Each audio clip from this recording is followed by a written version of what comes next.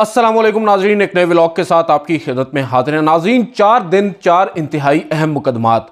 आइंदा आने वाला हफ्ता जो कल से शुरू हो रहा है उसमें कुछ अहम तरीन मुकदमात समात के लिए मुकर्रर हैं। वो मुकदमात कौन से हैं ये तो हम आपको पहले ही बता चुके हैं, मगर उनमें कौन सा बड़ा ब्रेक थ्रू मुतवक्के है उस पर आज बात करेंगे। और उससे कबल इन मुकदमात की समात से कबल एक और बड़ा फैसला आने वाला है। वो फैसला कौन सा है उसके हवाले से कुछ आपको एक्सक्लूसिव इंसाइट देंगे।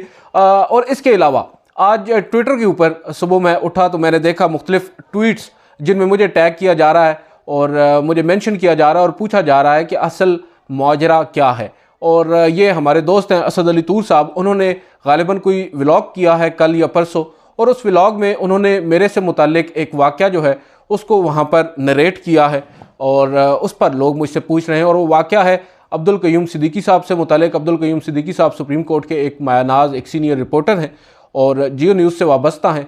और ये वाक़या चंद माह कबल का है जब सुप्रीम कोर्ट ऑफ पाकिस्तान के अंदर एक तकरीब हो रही थी और ग़ालिबन वो तकरीब हलफ बरदारी थी किसी फाजिल जज की। उस तकरीब में जस्टिस उमर अताब बंदयाल साहब जो हैं उनसे मुख्तलिफ़ लोगों की मुलाकात हुई, सहाफ़ियों ने उनसे मुसाफ़े किए, बातचीत की। मैं भी वहाँ पर मौजूद था, बहुत से लोग मौजूद थे, बातचीत हुई। और एक मौके के ऊपर हमने देखा कि अब्दुल क़य्यूम सिद्दीकी साहब और जस्टिस उमर अताब बंदयाल जो कि साबिक़ चीफ़ जस्टिस ऑफ पाकिस्तान है, उनके दरमियान मुझे यूँ लगा कि शायद कोई तलख़ी हुई है, क्योंकि हम वहाँ पर मौजूद थे और मुस्कुराते हुए बात हो रही थी, मगर बात काफ़ी तल्ख़ थी। और कुछ बात मैं सुन सका और कुछ मैंने फिर अपने साथ वहाँ मौजूद सहाफ़ियों से, दोस्तों से कंफर्म की और मुझे मालूम हुआ कि दरअसल वाक़या कुछ यूँ है कि जस्टिस उमर अताब बंदयाल साहब, उनके साथ उस वक्त असद सिद्दीक जान भी खड़े थे और भी कई सहाफ़ी खड़े थे और वो तस्वीर बनवा रहे थे। और जस्टिस उमर अताब बंदयाल ने अब्दुल क़य्यूम सिद्दीकी साहब जो उनके पास थे, बल्कि मतीउल्लाह जान भी वहाँ मौजूद थे, उनसे कहा कि आएँ तस्वीर बनवाते हैं। तो अब्दुल क़य्यूम सिद्दीकी साहब ने हाथ का इशारा करके कहा कि नहीं, मैं आपके साथ तस्वीर नहीं बनवाऊँगा। और उसके बाद फिर वहाँ पर बेसिकली सिद्दीकी साहब का मौक़िफ़ ये है कि वो जब चीफ़ जस्टिस के ओहदे पर थे उस वक्त तो हम उन्हें याद नहीं आए, अब जब वो रिटायर हो रहे हैं तो उन्हें हमारे साथ तस्वीरें बनवाने का याद आई है। तो उन्होंने कहा कि अगर आपका धड़ा है तो मेरा भी धड़ा है। गो कि उन्होंने मुस्कुरा कर बात की, मगर बात काफ़ी तल्ख़ थी। जिस पर जस्टिस उमर अताब बंदयाल ने मुस्कुराते हुए कहा कि सिद्दीकी साहब तुसी कक्के ज़ई तो नहीं, अब कक्के ज़ई एक ज़ात है, एक कास्ट है, और उनसे वो उन्होंने एक आप कह सकते हैं तंज़न इसको इस्तेमाल किया चीफ़ जस्टिस ने। और ये बात वहाँ पर खड़े बहुत से लोगों ने सुन ली। प्रेस रूम है हमारा सुप्रीम कोर्ट में, जो सुप्रीम कोर्ट रिपोर्टर्स हैं उनके लिए एक कमरा मुख्तस है, उस कमरे में मैं बैठा हुआ था। और वहाँ पर ये जो वाक़या है, क्योंकि मैंने इमरान वसीम साहब और इसी तरह दीगर वहाँ पर जो मौजूद दोस्त थे उनसे कंफर्म किया, उन्होंने बताया कि वाकई सिद्दीकी साहब ने आज जो है, कुछ लोगों ने कहा कि ज़्यादती भी की है, मुलाकात तो की, तस्वीर नहीं बनवाई, जो कि एक अच्छा जेस्चर नहीं था।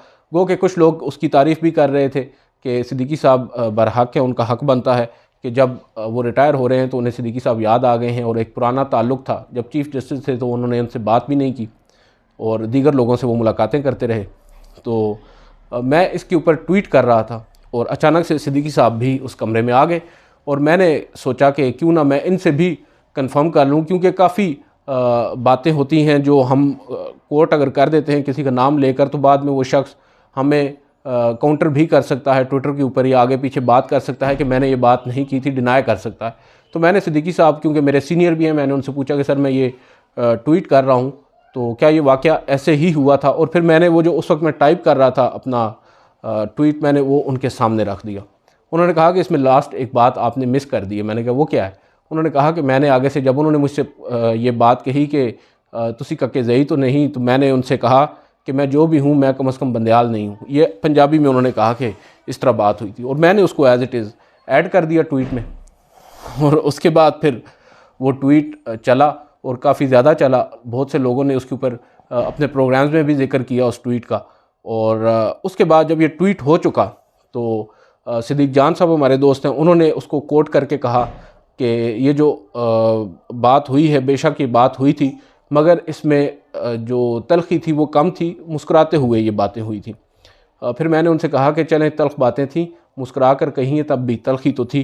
फिर उन्होंने एक बात कही, उन्होंने कहा कि और जो आखिरी बात है कि मैं बंदयाल नहीं, ये बात मैंने वहाँ पर नहीं सुनी, ये बात नहीं हुई थी। फिर 2 दिन गुजरे तो मतीउल्लाह जान साहब हमारे एक और सीनियर हैं, उन्होंने मुझसे जिक्र किया, यार मैंने तुम्हारा ट्वीट पढ़ा था, उस ट्वीट में जो लास्ट वाली बात थी ना वो वहाँ पर नहीं हुई थी, तो वो तुम्हें किसने कही थी? मैंने कहा कि ये मैंने सिद्दीकी साहब से पूछा था, उन्होंने मुझे ये बात ऐड करवाई है। तो उन्होंने कहा कि ऐसा ऐसा नहीं है। फिर वो मेरी टाइमलाइन पर गए, उन्होंने उस ट्वीट को ढूंढा जो 2-3 दिन पुरानी हो चुकी थी, फिर उसको कोट करके ये बात कही कि आखिरी मुकालमा नहीं हुआ।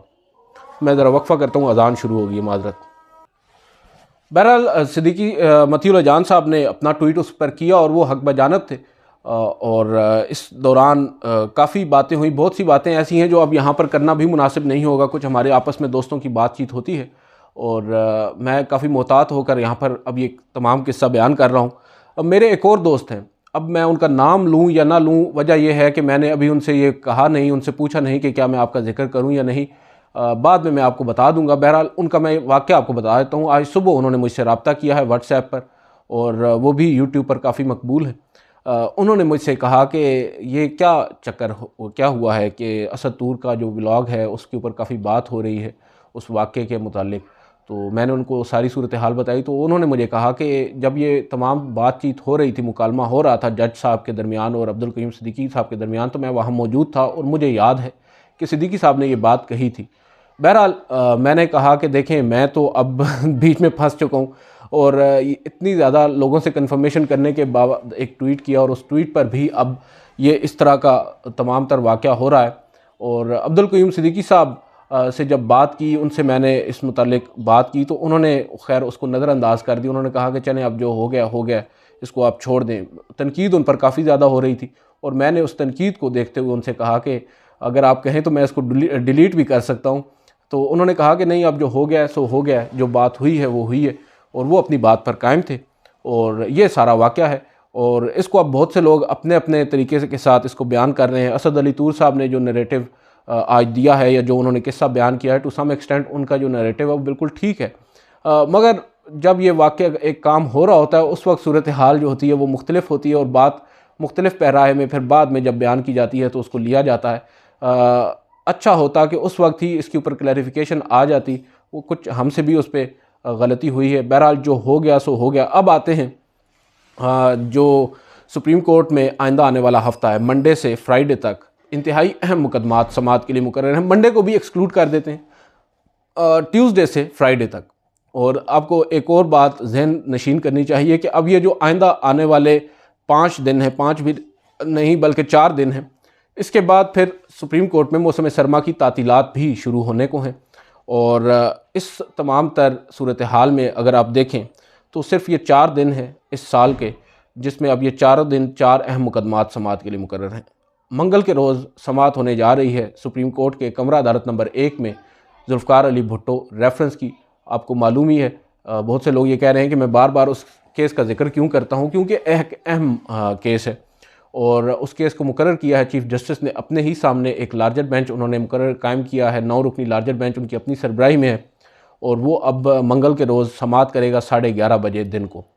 उसके बाद जो आता है बुध का रोज़, बुध के दिन जो मुकदमा है सुप्रीम कोर्ट में ज़ेर समात आने वाला है 12 दिसंबर को, वो है फ़ौजी अदालतों में सिविलियंस का जो ट्रायल गैर आइनी करार दिया था जस्टिस इजाज़ुल हसन की सरबराही में 5 रुकनी लार्जर बेंच ने, उसके खिलाफ इंट्रा कोर्ट अपीलों पर समात होने जा रही है। बुध के रोज़ एक 6 रुकनी larger bench justice Sardar Tariq Masood की सरबराही में इस मुकदमे की समात करेगा और वो समात होगी कमरा अदालत नंबर 2 में और वक्त उसका भी 11:30 बजे का ही है। और इससे कबल के मैं थोड़ा सा आगे बढ़ूँ, इस मुकदमे से जुड़ी एक और हमारे पास ख़बर है, वो ये है कि अभी तक आपको मालूम ही है जो तफसीली रीजनिंग है, जो डिटेल्ड रीजनिंग होती है किसी भी फैसले की, जिसको हम तफसीली फ़ैसला कहते हैं, वो अभी तक फ़ौजी अदालतों से मुतालिक नहीं आया। जस्टिस इजाज़ुल हसन की सरबराही में 5 रुकनी लार्जर बेंच ने बेशक फ़ौजी अदालतों में सिविलियंस का जो ट्रायल है उसको न सिर्फ गैर आइनी करार दिया बल्कि पाकिस्तान आर्मी एक्ट के 2 मुख्तलिफ सेक्शंस को भी अल्ट्रा वायरी यानी गैर आइनी करार दिया। और उस पर एक बात यह है कि अभी तक वो एक मुख्तसर फ़ैसला था, उस पर तफसीली फ़ैसला नहीं आया। और दूसरी बात यह है कि जो तफसीली रीजनिंग होगी उसमें जस्टिस याह्या अफरीदी का वो नोट भी होगा जिसमें उन्होंने टू सम एक्सटेंट इस फैसले से इख्तिलाफ़ किया है या अपनी इजाफी ओपिनियन दी है, क्योंकि जहाँ तक ट्रायल है सिविलियंस का मिलिट्री कोर्ट्स के अंदर उस पर तो उन्होंने भी उसको गैर आइनी करार दिया है। ताहम सेक्शंस को अल्ट्रा वायरी करार देने के ऊपर शायद वो अपनी अलग से रीजनिंग देंगे।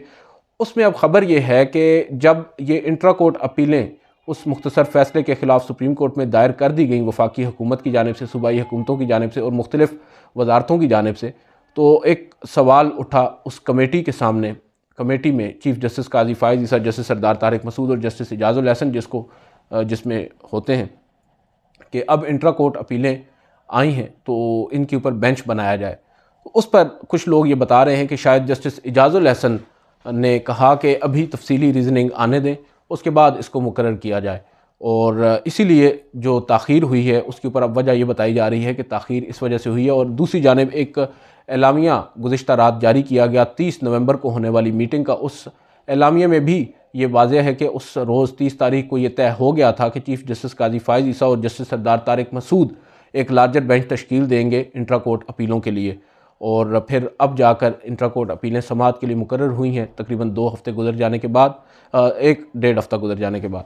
तो उसमें अब ख़बर ये है कि लोग ये कह रहे हैं, बहुत से लोग ये दावा कर रहे हैं, ज़राए ये दावा कर रहे हैं कि जस्टिस इजाज़ुल एहसन की सरबराही में 5 रुकनी लार्जर बेंच का जो तफसीली फ़ैसला है वो अब आज कल परसों मुतवक्के है, और मुमकिना तौर पर जो समाअत होने जा रही है 12 दिसंबर को, उससे कबल ही वो फ़ैसला जारी हो सकता है और फिर जो केस है वो मज़ीद आगे बढ़ेगा।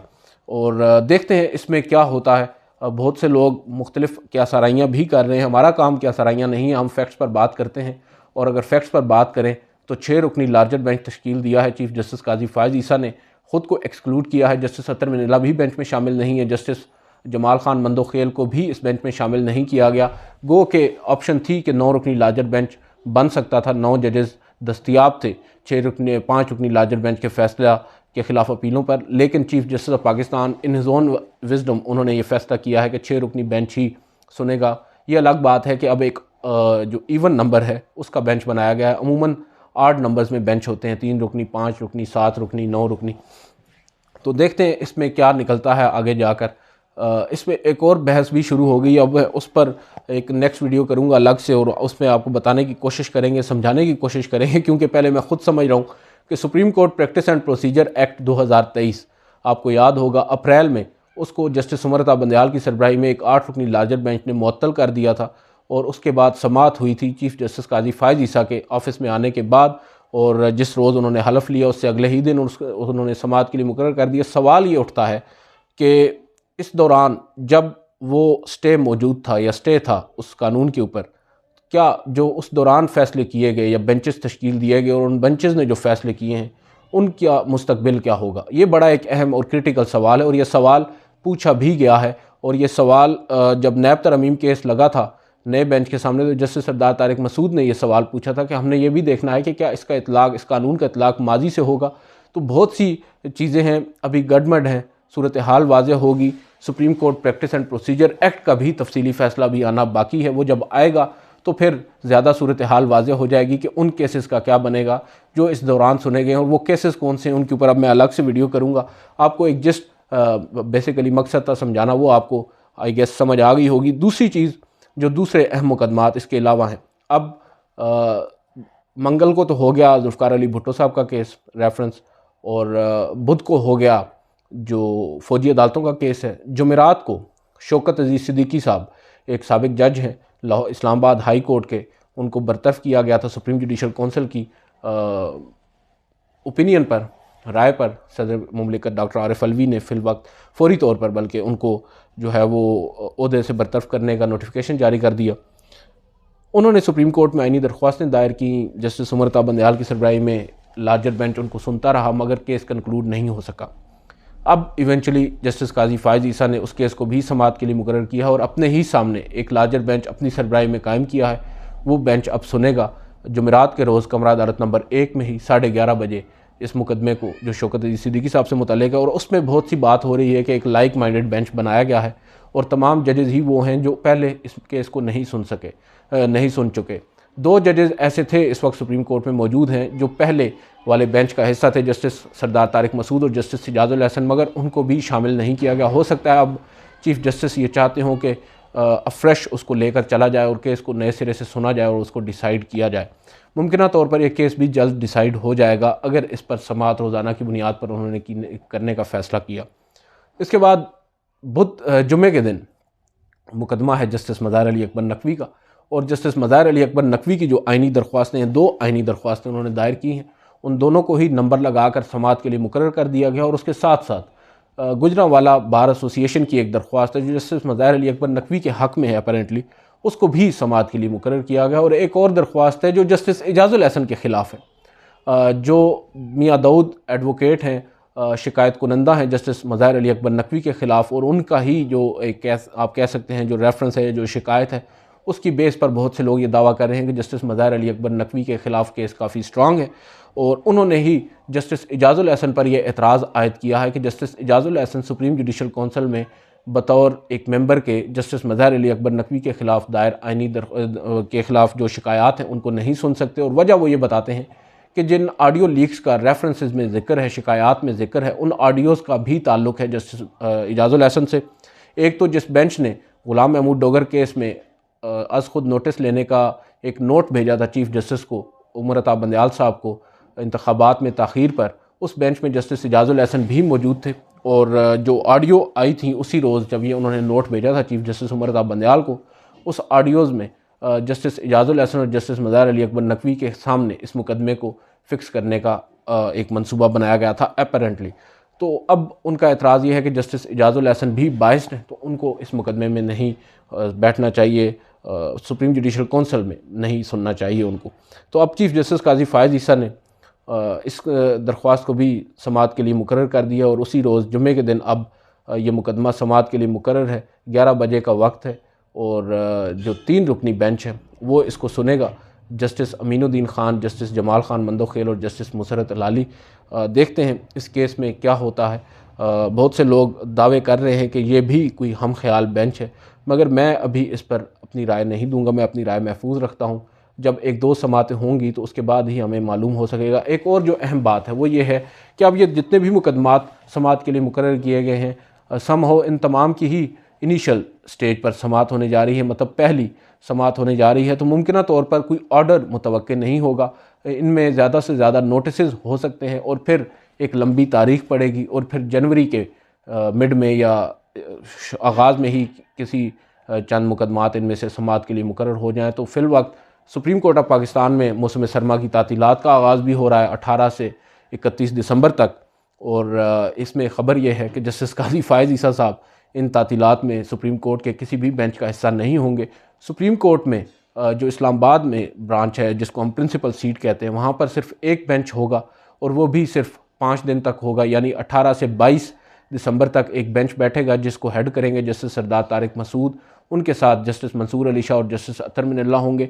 और फिर जो दूसरा हफ्ता होगा तातीलात का 26 से 31 तक, उसमें supreme court Islamabad principal seat पर कोई बेंच नहीं होगा, सिर्फ एक justice Sardar Tariq Masood chamber work करेंगे। और इसके अलावा जो मुख्तलिफ रजिस्ट्रीज़ हैं उनमें भी एक एक बेंच बैठेगा। जिस तरह कोयटा रजिस्ट्री में जस्टिस याही अफरीदी और जस्टिस जमाल ख़ान मंदोखेल होंगे, और इसी तरह पेशावर रजिस्ट्री में भी एक बेंच होगा, कराची रजिस्ट्री में भी एक बेंच होगा। तो तमाम जो लाहौर रजिस्ट्री में कोई बेंच नहीं होगा तातीलात में, दीगर तमाम रजिस्ट्रीज़ में एक एक बेंच होगा, और वो अपना काम जारी रखेंगे। और मोस्टली उन्हीं जजेस को रजिस्ट्रीज़ में भेजा जाता है जिनका ताल्लुक़ उन शहरों से होता है। लेट से अगर कराची वाले हैं जजेस या जिनका ताल्लुक़ सिंध से है, उनको फिर तातीलात में सिंध के अंदर रजिस्ट्री के अंदर बिठाया जाता है, ताकि वो अपने घर के करीब ही अपनी तातीलात भी इंजॉय करें और सुप्रीम कोर्ट का काम भी रुके नहीं। तो देखते हैं अब तातीलात के दौरान आया कोई अहम मुकदमा समाअत के लिए मुकर्रर होता है या नहीं। बज़ाहिर तो ऐसा लग नहीं रहा, और हो सकता है ज़्यादा से ज़्यादा ज़मानत के कोई केसेस हैं, जिस तरह इमरान खान साहब का केस है, दीगर केसेस हैं, उनको लगाया जाए, मगर उनको अभी तक नहीं लगाया गया, तो आगे कब लगाया जाएगा ये भी एक सवाल है। तो बहुत सी खबरें हैं, आपको अब अगली एक आध वीडियो करेंगे, उसमें मज़ीद ख़बरों से भी आपको आगाह करेंगे। इस वीडियो से इतना ही, इजाज़त दीजिए, अल्लाह हाफ़िज़।